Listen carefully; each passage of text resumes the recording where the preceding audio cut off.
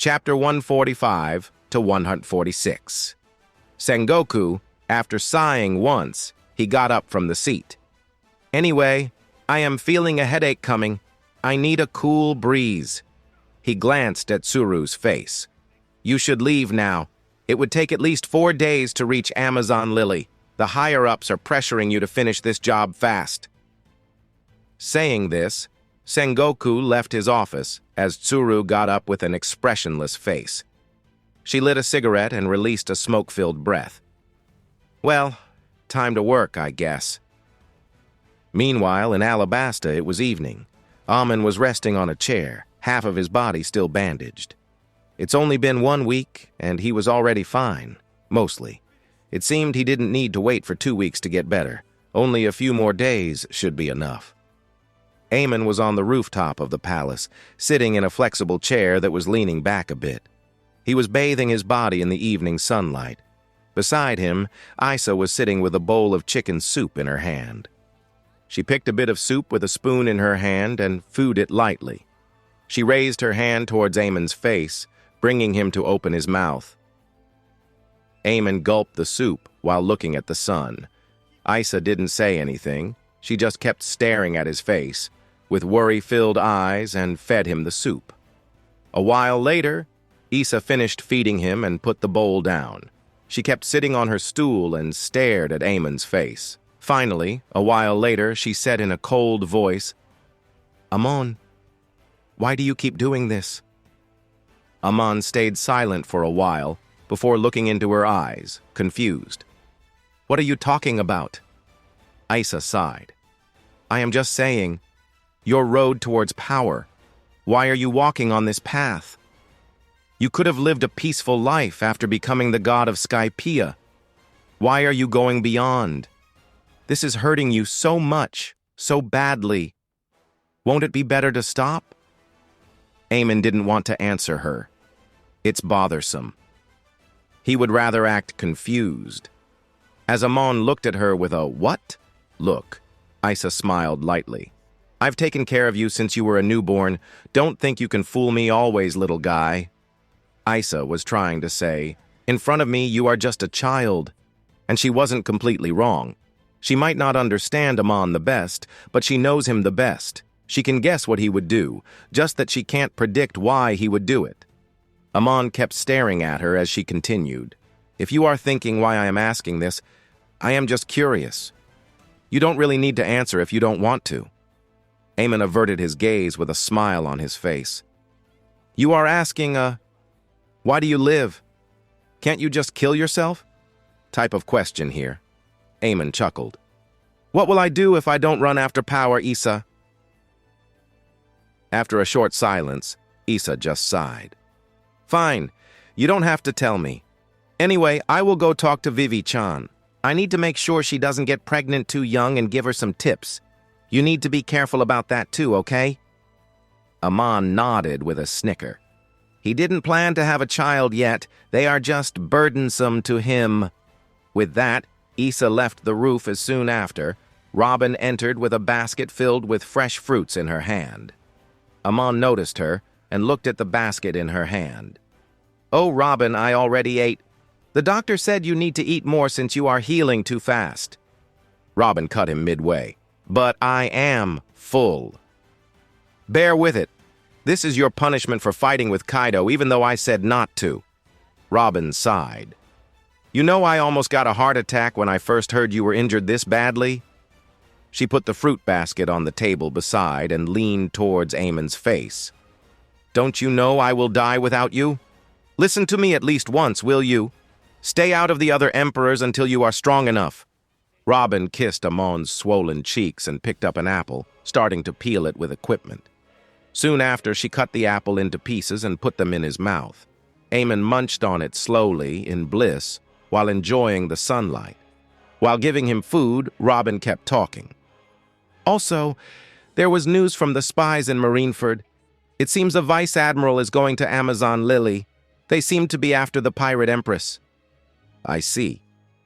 Anon frowned. He expected this to happen, but not now when he was injured. Should I send Rocky? No. He immediately threw the idea because Rocky will most probably go after Hancock, and Hancock might fall for her if the situation looked that way. "When will the Marines leave for Amazon Lily?" Amon asked. "Today." Hearing Robin's reply, Amon contemplated. This is not bad.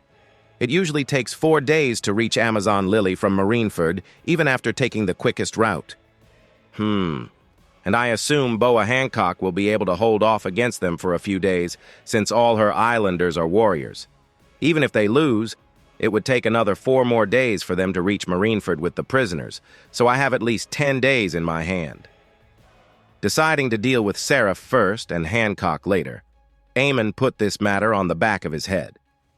Robin fed him some more and sat beside him. The sky was darkening, the night was falling. She wanted to hug him and enjoy the scene, but she controlled herself to not harm him. "Yawn," Amon yawned. "I am sleepy, Robin. I am gonna teleport to my room," Amon said and vanished with a bolt of lightning. He can't walk yet, but he can use his powers. Just like that, days passed as Amon was soon able to walk in the next 5 days. Today, Amon was in the sky with Rocky. Amon was sitting on a bunch of stairs of a large round church building that existed on top of a chunk of cloud. In front of the building, the sky existed. The morning sun was rising on the horizon. Amon was sitting on a few stairs above Rocky's, so she was able to lean her head against his chest. Amon was wearing a few straps of bandages around his body, but they were very few, just his head and chest. Seme Kikan helped in the healing a lot. In fact, it was a mystery why it even took 2 weeks for the healing to finish. Amon caressed Rocky's hair while yawning and looking at the rising sun. "Yawn, Rocky. Sorry to wake you up like this. I am sleepy too," Rocky replied while looking at the sunrise. "It's fine, even though I was sleeping at Alabasta Palace and you suddenly called me out. As long as it is you, I don't mind." Reiki raised her head and looked at his face with a nervous look. "But why so suddenly? Did I do something wrong?" Amon looked at her eyes without replying, making her more nervous as she gulped. "Is it about how I treat Vivi?" Reiki seemed genuinely nervous. It was unbefitting her usual appearance. Amon smiled cheekily and patted her head. "That's not it. Do you seriously believe I would care for Vivi more than you, my sister?" "You are most important to me, Rocky. You've been with me from the beginning, even on the moon when I fucked up big time twice. If I had to choose between you and Vivi, who would I choose? Vivi, a girl married to protect Skypiean, or you?" Amon wrapped his hand around her shoulders and brought her close to his chest. "Obviously you." Hearing Amon's tempting words, Rocky's eyes grew. Does he mean it? Yes. Amon wasn't lying this time. Her heart fluttered as Isa's words from 4 years ago appeared in her mind. "Isa. Stupid girl, you were wrong." Rocky averted her gaze and smiled lightly, looking at the red eyes of Amon, shining brighter than the sun itself. She wanted to scream in joy while grabbing his hands. She wanted to say, "Look at this, Vivi bitch!" But she didn't.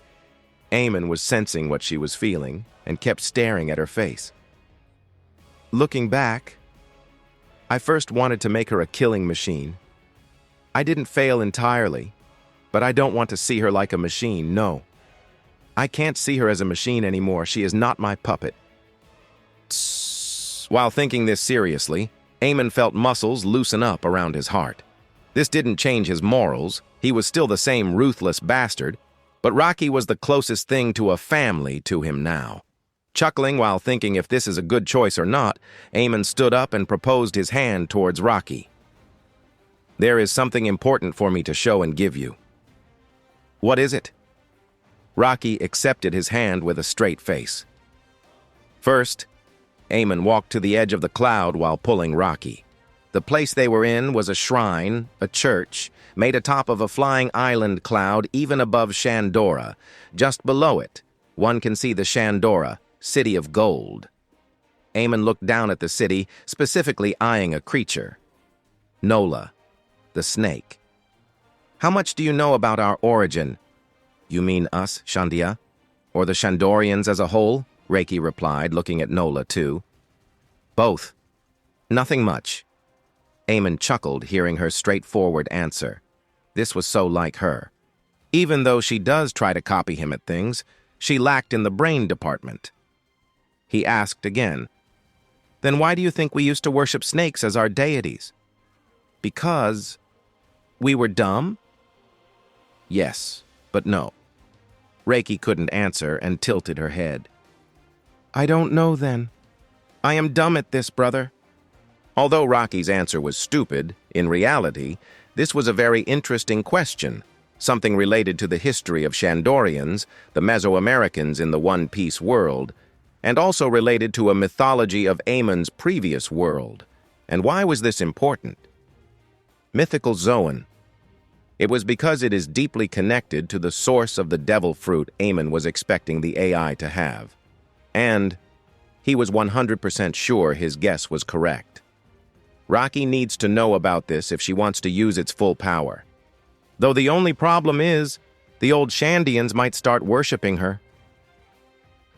Meanwhile, in God's shrine on top of Giant Jack, a little girl at the age of 4 opened her eyes from the bed. She stretched her limbs and looked around with a glint of confusion within her eyes. Where is this?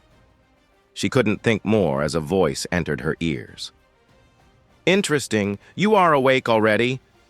The girl looked around and found the source of the voice, a little guy with black hair and brown eyes holding 2 cups in his hand. The name's Karna. He looked at her with a smile on his face. Caffeine or tea?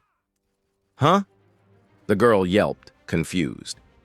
I am Otama. I don't know where Shafifni is. So tea? She raised her hand and Karna handed her a cup. Well, I only have coffee, so bear with me. Hoo-hoo-hoo! Karna laughed strangely and sat down on the bed beside her.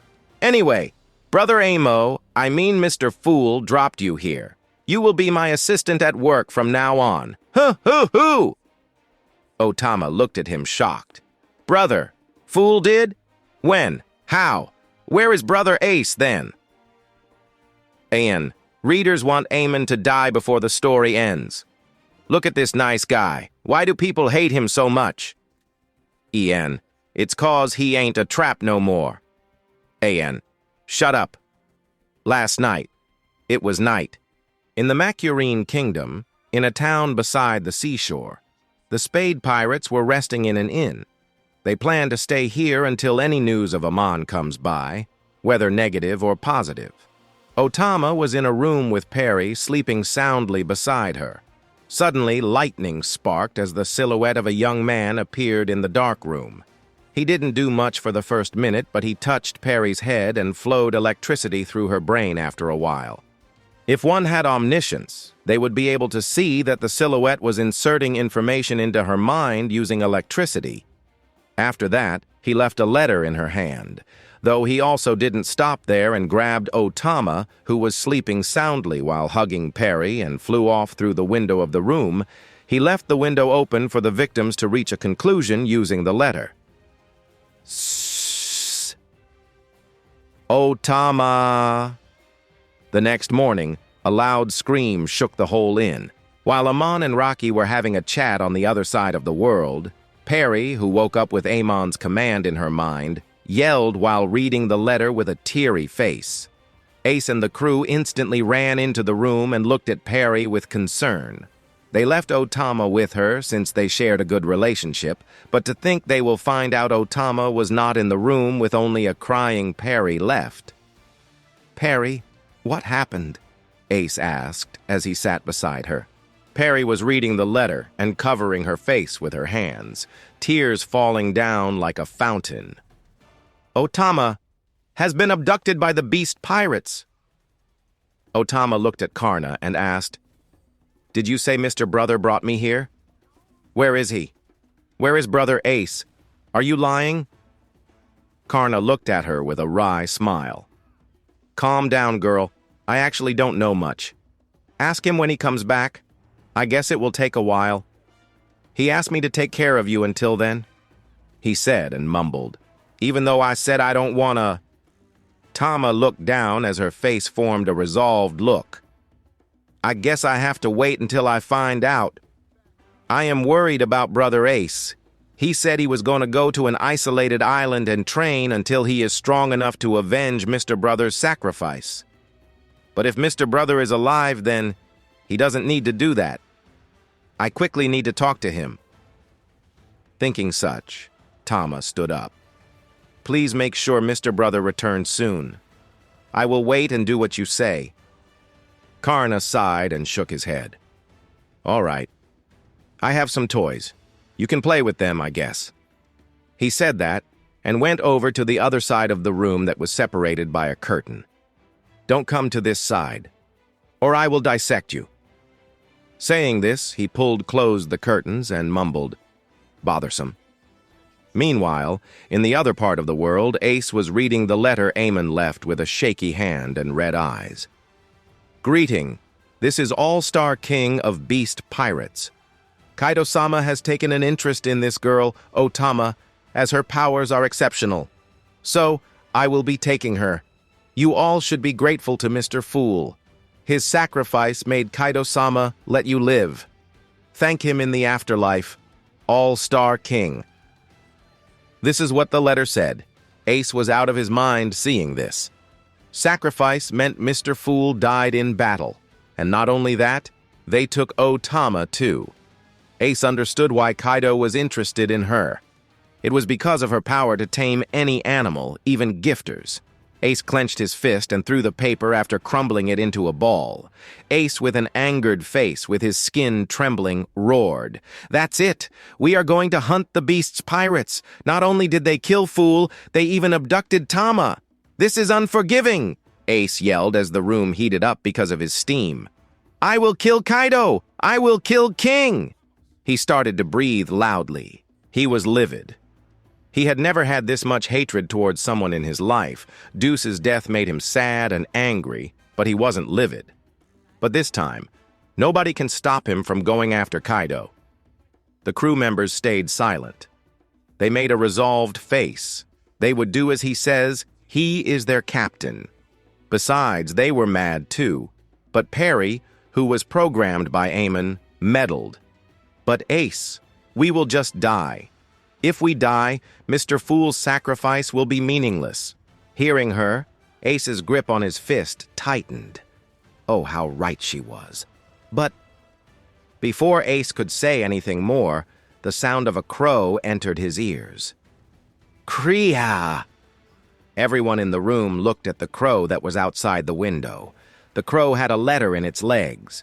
Everyone looked at the scene, surprised. The crow flew inside the room and sat on Ace's shoulder. Ace, slightly understanding the situation, grabbed the letter from the crow's legs and opened it. He started to read it as his eyes grew and his lips quivered. Tears swelled on the corners of his eyes. Dear Ace, if you are seeing this letter, it means I am no more.